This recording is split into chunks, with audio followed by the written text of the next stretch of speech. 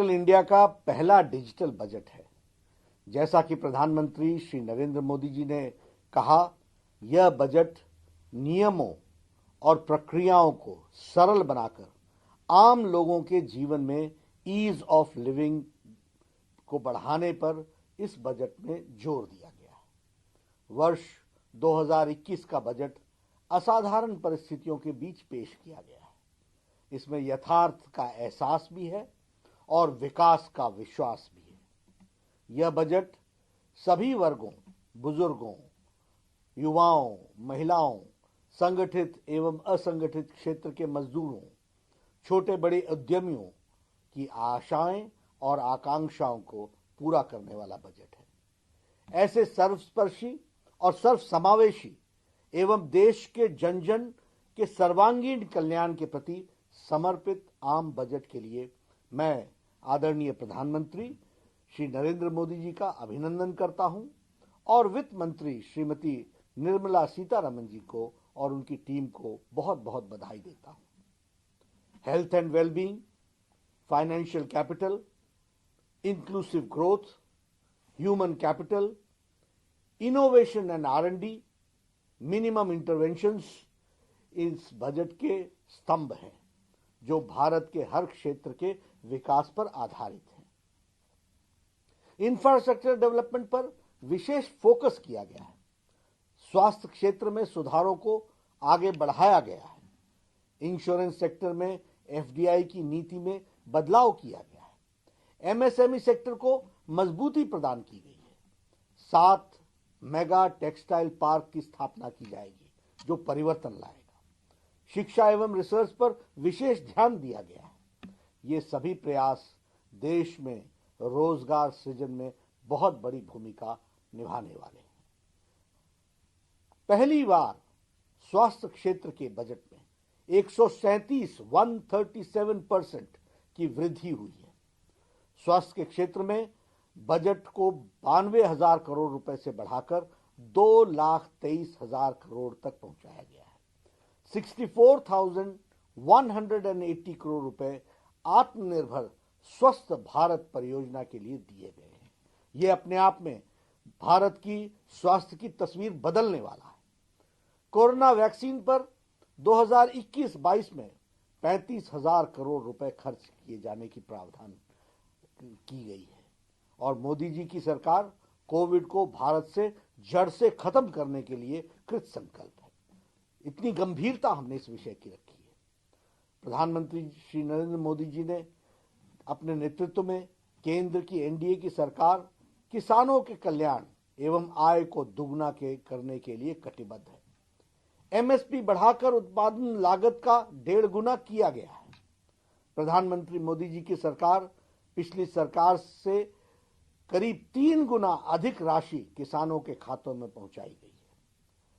हमारे senior citizens जो 75 साल और उससे ज्यादा उम्र के सीनियर सिटीजन्स को IT रिटर्न से राहत देने और पेंशन से आय की इनकम टैक्स की छूट दी जा रही है। सभी के लिए घर हमारे लिए प्रायोरिटी का विषय है। होम लोन पर ब्याज में 1.5 लाख रुपए की कटौती के प्रावधान को 31 मार्च 2022 तक बढ़ाया गया है। अगर 1938 में चले आ रहे इंश्योरेंस एक्ट में बदलाव एक सकारात्मक कदम है जो बहुत दिनों से चर्चा में था लेकिन किया नहीं गया था, उसे प्रधानमंत्री मोदी जी ने आज उसमें परिवर्तन किया है। सरकारी बैंकों में 20,000 करोड़ रुपए का निवेश बैंकिंग सेक्टर को मजबूती प्रदान करेगा। 15वें वित्त आयोग की सिफारिश माने जाने के बाद अब राज्यों को केंद्रीय करों का 30% से बढ़कर 41% उनको हिस्सा मिल सकेगा। कैपिटल एक्सपेंडिचर के लिए हमारे 5.54 लाख करोड़ रुपए खर्च किए जाएंगे और उसका प्रावधान किया गया है जो कि पिछले बजट से 30% अधिक है, 30% अधिक है। इसके अतिरिक्त राज्यों और स्वतंत्र बॉन्डेज यानी बॉन्ड्स भरने का भी उनको 2 लाख करोड़ रुपए दिए जाएंगे। हमारे स्वच्छ जल के लिए देश भर में अगले 5 वर्षों में 2.87 लाख करोड़ रुपए का प्रावधान किया गया है। शिक्षा में 100 से ज्यादा सैनिक स्कूलों को हाई एजुकेशन काउंसिल का गठन करके उनकी विकास की बात सोची जा रही है। 15,000 स्कूलों को आदर्श स्कूल बनाए जाने का प्रस्ताव भी स्कूल की शिक्षा को मजबूत करने के लिए रखा है। रिसर्च के लिए 50,000 करोड़ रुपए अलग से रखे गए हैं। आदिवासी इलाकों में लगभग 38,000 करोड़ रुपए की लागत से 750 एकलव्य स्कूल खोले जाने का भी प्रावधान है। अगर मैं महिला सशक्तिकरण की बात करूं तो उज्ज्वला योजना ने जो भारत में तस्वीर बदली है, 8 करोड़ बहनों को कनेक्शन मिला है, उसमें 1 करोड़ महिलाओं को और ये गैस का कनेक्शन पहुंचाने का योजन इस बजट में किया गया है। जम्मू कश्मीर में भी गैस पाइपलाइन योजना की शुरुआत की जा रही है। टी गार्डन में काम करने वाले हमारी बहनें, हमारी माताएं, उनके विकास के लिए 1,000 करोड़ रुपए का प्रावधान किया गया है जो उनके विकास में लगाया जाएगा। हमारे जो प्रवासी और असंगठित क्षेत्र में काम करने वाले मजदूर हैं, उस असंगठित क्षेत्र के मजदूरों के लिए अनेक योजनाएं लाई गई हैं। देश भर में एक देश में एक राशन कार्ड योजना लागू होगी। यह हमारे मजदूरों के जीवन में बहुत बड़ा परिवर्तन लाएगा। वो गांव छोड़ करके दूसरे स्थान पर काम करने के लिए जाता है, उसे वहां राशन उपलब्ध हो सकेगा, सस्ता राशन, इसकी व्यवस्था की जा रही है। एमएसएमईज के लिए 15,700 करोड़ रुपए का बजट कोरोना संक्रमण के समय छोटे, लघु, सूक्ष्म एवं मध्यम उद्योगों को मजबूत करने की योजना रखी गई है। छोटे कंपनियों की परिभाषा बदलकर इसके लिए पंजीकृत आधार में 50 लाख रुपए से बढ़ाकर 2 करोड़ रुपए किए जाने का प्रावधान भी किया गया है। उसी तरीके से कैपिटल एक्सपेंडिचर को 34% बढ़ाया गया है। यह इकोनॉमी में बहुत बड़ा परिवर्तन लाएगा।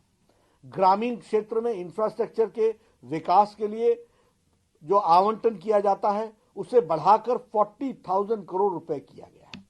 रेलवे के लिए 1.10 लाख करोड़ रुपए, सड़क परिवहन मंत्रालय के 1,18,000 करोड़ रुपए अतिरिक्त प्रावधान किए गए हैं। बिजली से जुड़े इंफ्रास्ट्रक्चर को मजबूत करने के लिए 3 लाख करोड़ रुपए की अधिक लागत से स्कीम को लॉन्च किया जा रहा है।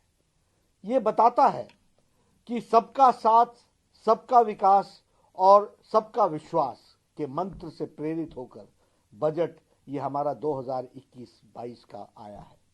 यह गरीबी, किसानों, हमारे जो मध्यम वर्ग के लोग हैं उनको मजबूती प्रदान करने के लिए और राज्य के कोषीय घाटे को काफी हद तक सीमा में रखने वाला, देश के आर्थिक गति को तेज करने वाला बजट है।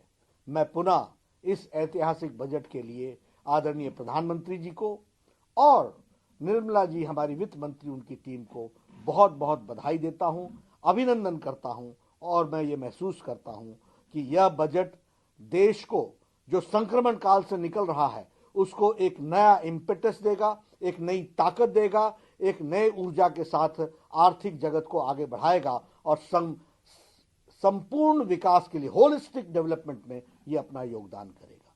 मैं इन्हीं शब्दों के साथ इस बात को आपको बधाई भी देता हूं और यह आगे परिवर्तन लाएगा, ऐसा मैं कहता हूं। धन्यवाद।